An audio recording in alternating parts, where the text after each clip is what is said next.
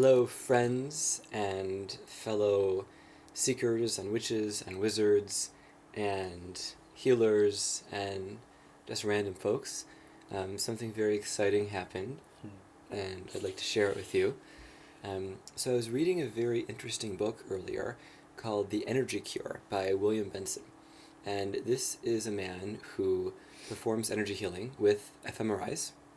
He has studied under a number of people, including one guy he calls Ben, who could hold an object and describe everything about that object, who it belonged to, a story, personal, secret information. Had no idea who the object was from. If you look up the book, you can get more details and more descriptions. And when the author was training with this guy, Ben apparently could dissolve clouds, slow or accelerate the radioactive decay of molecules, etc.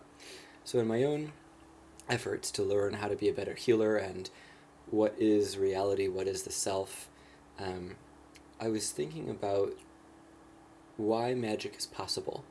Not just what is the human energy field and what are humans and what are we and what is the world, but why do synchronicities happen? Why can precognitions be accurate?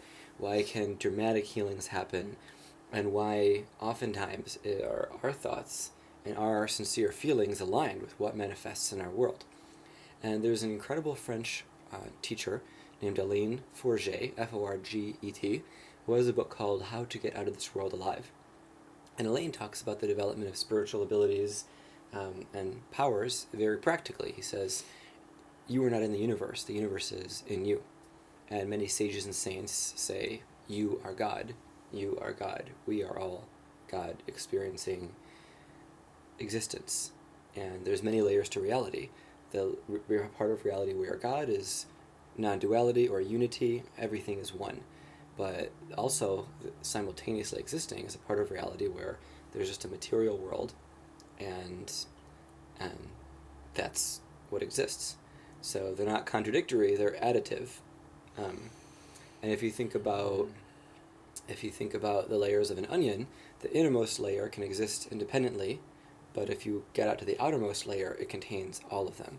And the innermost layer may not be aware of the outermost, but the outermost certainly is aware of the innermost. Maybe that's not the best analogy, but the main point of tonight is just to share something incredible that happened.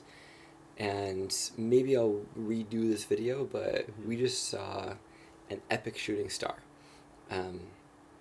We were looking at a cloud, and there was a very specific setting. There was a full moon, there was a bank of thick clouds, and then above the thick clouds there was empty space and just one smaller cloud floating in the sky.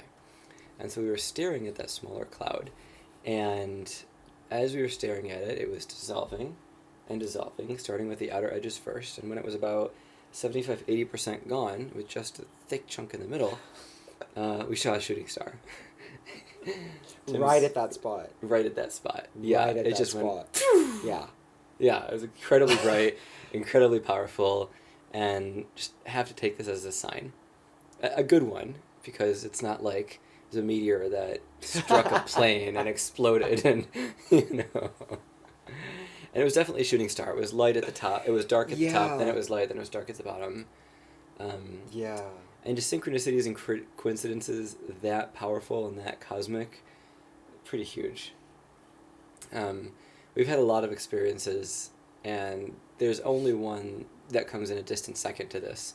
And we were outside on the same street, and we asked for a sign, and then all the crickets and bugs started chirping very intensely. And I'm like, cool, but let's be scientific and ask for another one. So I asked for another sign, and the birds went nuts. Like, birds everywhere. And I'm like, okay, third time's the charm. So I asked for another sign, and the street light went on. Street light, that's right, okay. Right exactly at that moment. And skeptics can, say whatever they want about noise disturbing bugs or birds, but we were talking outside, our volume of voice hasn't changed. You could say anything you want about the light being on a timer, but very exact specific things. And it's really nice having reminders of real magic happen, because they just bring sparkles and happiness to life.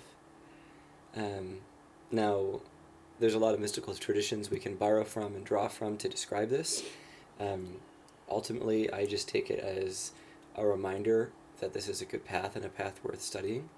And I use the word magic as Arthur C. Clarke used it, is referring to something of technology that is sufficiently advanced that it's beyond our understanding.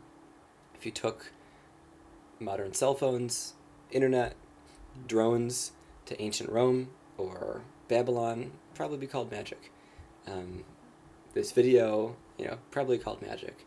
So I believe all of these are describable, and whether it's the universe inside us in a tiny moment of unity consciousness, or maybe waves and brain waves affecting other stuff, like we'll maybe one day have the whole world in understanding and agreement in Western science or in another one, but right now, this is nice, this is exciting, this is fun, and I'm not really drawing any extra interpretations from it. It was just a special moment that we'll never forget. Anything to add, sweetie? Brilliantly summed everything up to a T. Aww. So that's it for now. Hopefully more miracle moments coming soon.